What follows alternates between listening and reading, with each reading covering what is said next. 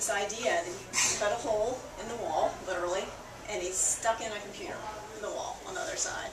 And he walked around the wall, and these kids are looking at this thing, and they've never seen a computer in their life. They don't even know what a computer is. And they said, well, can we touch it? He said, yeah, touch it. Well, you know, how does it work? Well, I don't know. And he walked away. So 8 hours later, he came back, and these kids were using the mouse, and they're browsing on this computer. And he said, this is amazing. These kids that have had no experience with this, they're having this kind of experience with a computer, but you know, it's possible some computer programmer walked by and showed them how to do that. So how can I make a more pure experiment? So he picked this, this village in southern India that has much less likely of a probability of a computer programmer walking by at any given time. And he went into a school where there was some sort of teaching going on, but these children never had exposure to computers. And he said, I'm going to pick a hypothesis that I'm certainly going to fail at, and I'm going to basically come away with the conclusion that, you know, children can teach themselves, but they're basically going to need teachers for some basic things like, you know, math and reading or whatnot. So he brought this computer into these kids, and these kids didn't speak English, never exposed to a computer.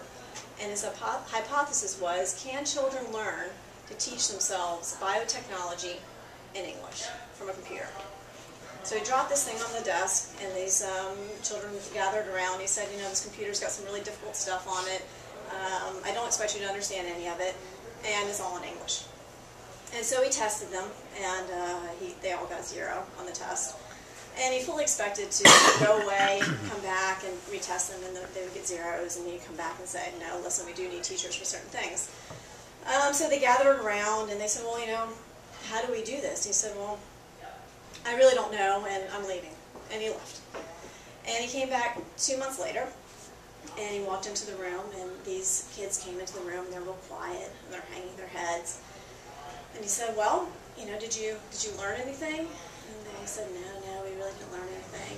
And he said, well, did you use the computer? And he said, oh, yeah. Well, how often? Well, we looked at it every day. And he said, you looked at it every day, and you understood absolutely nothing? And a 12-year-old raised her hand, this girl, and she said, literally, she said, we have understood nothing apart from the fact that the inappropriate replication of the DNA molecule ends in genetic disease. Other than that, we have understood absolutely nothing. And so he tested them, and their scores went from 0 to 30%. And he left. 2 months later, he came back, and the scores went up to 50%. And it continued on that way. And he's actually continued to go on in the field of trying to get kids to be able to teach themselves since then. But here's back to the liberty problem, right? So you might say, well, these kids are highly motivated, they're in the slums, whatnot, they want to get out. What if they aren't motivated? I hear this a lot from people. My child is not motivated, he won't get off the couch, he'll never do anything on his own. Who are we to make them? Seriously. If a child is not motivated, is cramming information down their throat going to change who they are? That's not really the idea of liberty. I like this quote here from Einstein. So, okay, I'll move on from that. So, associated with that, children cannot do some basic things like read and do math on their own. I've got actually a bunch of slides like this. There are so many. All right, so there's one of the forefathers of the unschooling idea is a man named John Holt, and he's written a ton of books. I recommend all of them. And he had a lot of experience working with kids, teaching themselves. And he wanted to do a little study and get together with other educators around the world and figure out, you know, getting down to grassroots, how many hours of aid, whether it's from a computer, from peers, from a teacher, do you need to have to be able to learn the basics, to be able to go on to read on your own. And they all basically came to the same number of basically a maximum of 30 focused hours. And that's focused hours. That's, you know, maybe 20-minute segments here and 20-minute segments there. And then some children need 0. Some children just kind of figure it out on their own. And actually at the Sudbury Valley School, they've experienced that. In fact, most of the children there have had no aid whatsoever in learning how to read. And they start there at 5. And no one really knows how. No one really asks how. It just kind of happens. And the same study was done with math. It actually is less hours. It's about 0 to 20 hours, max 20 hours of basic aid. And this little short story at Sudbury Valley, there was one day when the adults was kind of hanging around, they call facilitators there, and a group of children 9 to 12 years old came up to them, and they just all of a sudden got interested in this math thing. They actually literally had never had any instruction in math. They didn't know any of the basics of math. And they said, you know, we'd like to know a little bit about this thing that people talk about, math. Can you help us with that?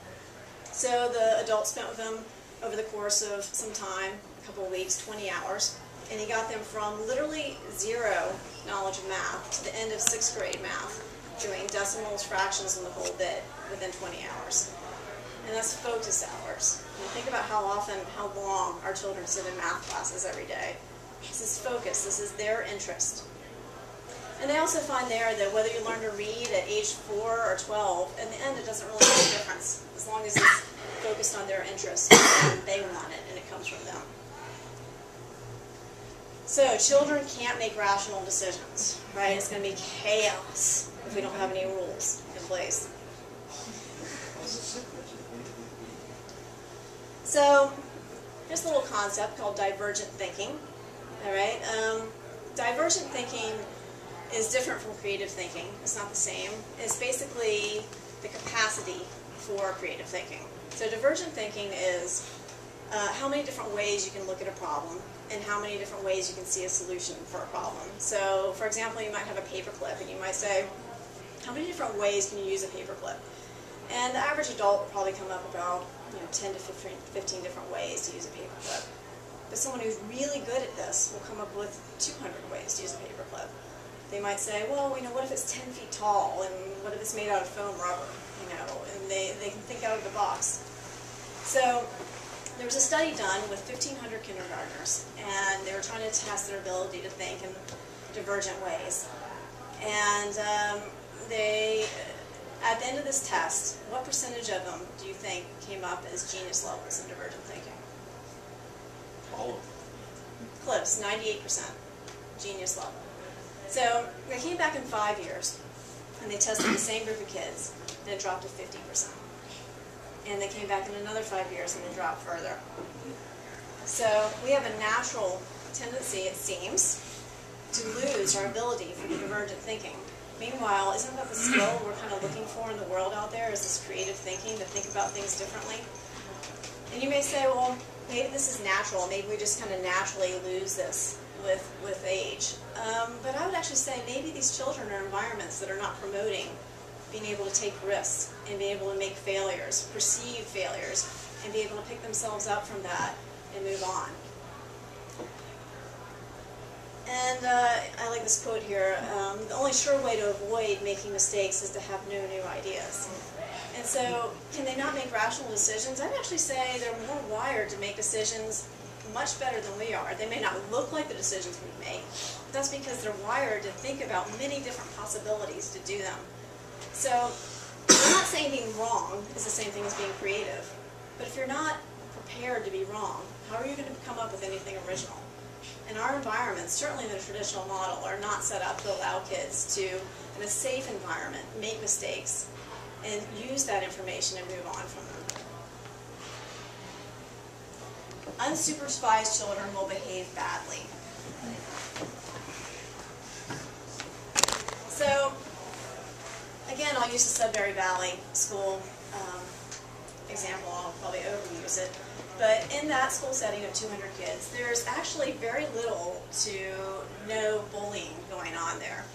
And I think what's going on there is because they feel empowered in that environment, because they're setting the rules, and they feel like they can actually do something about any kind of violation of the rules, and they are taking an active part in their society.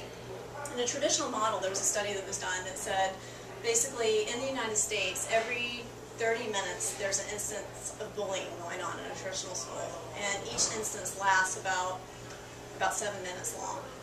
And about 10% of those times is reported to somebody, an authority figure, and of those 10%, only 2% result in some sort of consequences. And I think we've all experienced this, and we've all seen this. The children don't feel empowered. They don't feel like they can actually make any change in their environment.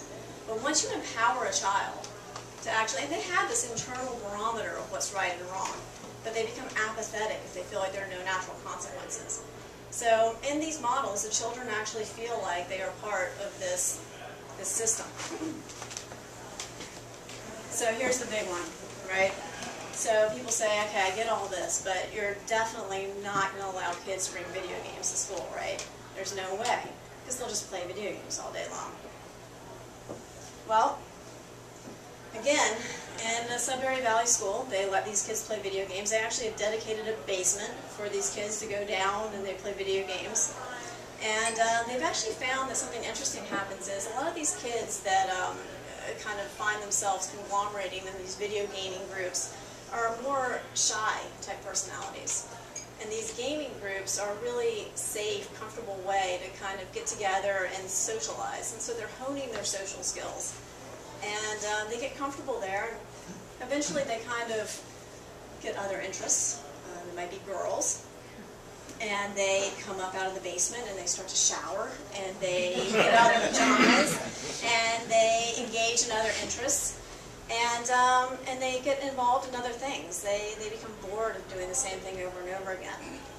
And then other kids use it as a decompression tool. And this is actually a very interesting thing that happens in these type of schools, is if you take a child who's been in a traditional model and you put him in these democratic schools, there's this decompression time that happens. It's almost like these kids need to debug themselves for a while. And the longer they've been in a traditional model, the longer they are likely to do what we perceive as nothing, playing video games. So it's almost like they're decompressing, they're flushing the old system out of it. In video games, let's be honest, is kind of what fishing was, 40 years ago.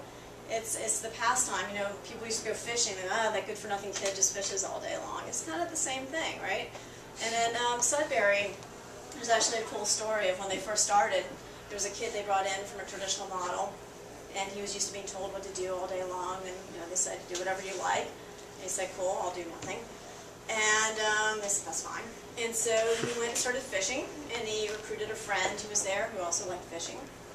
And they read a lot about fishing, and they got really good at fishing. And they did this for years. I'm talking like 4 years. They fished every day. They came in and they fished. And they were allowed to do so, but they were very engaged in fishing. They loved it. And then one day they stopped. They stopped fishing. And they re-emerged into society, and to this day, one of those kids is a computer programmer, and the other one is a musician. And the reality is, whether we want to believe it or not, is they're not going to play video games all the time for the rest of their lives. We feel like they're going to play video games for the rest of their lives, but they're really not going to. And here's the liberty thing. If they are not bothering anybody, why are we bothering them with them? Why can't they do it? All right, here's one that actually bothers me the most. The lecture model is most effective. So, I think this was probably true back in the day when we didn't really have access to information. And you go to the schoolhouse to get information because, you basically were working all day long, kind of Laura Ingalls style. But now we're surrounded